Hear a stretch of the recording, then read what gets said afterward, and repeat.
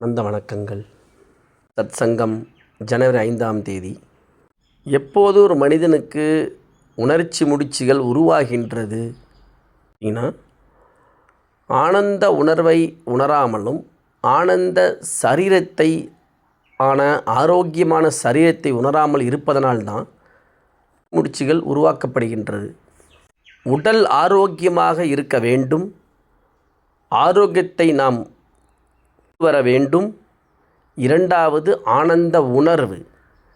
இந்த ரெண்டும் சிங்க்ரனைஸ் ஆகிறது தான் ரொம்ப ரொம்ப ரொம்ப முக்கியம்.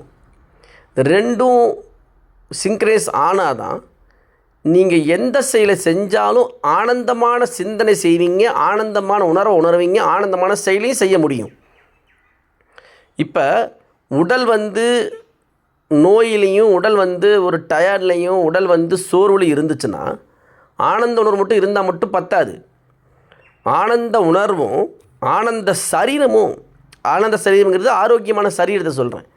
இந்த ரெண்டும் நீங்கள் தயார் பண்ண ஆரம்பிச்சிட்டிங்கன்னா இதோடைய ரிசல்ட்டு தான் நீங்கள் யோசிக்கிறதே ஆனந்தமாக சிந்தனை பண்ணுவீங்க. உடல் சப்போர்ட் பண்ணும். உடல் செய்வதற்கும் உடலுடைய சப்போர்ட் தேவை.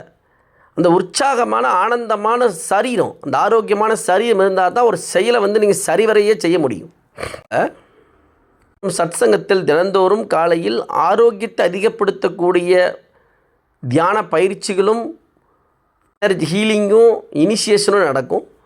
அதே போல் ஆனந்த உணர்வை அதிகப்படுத்தக்கூடிய இனிஷியேஷனும் தீட்சையும் நடக்கும்.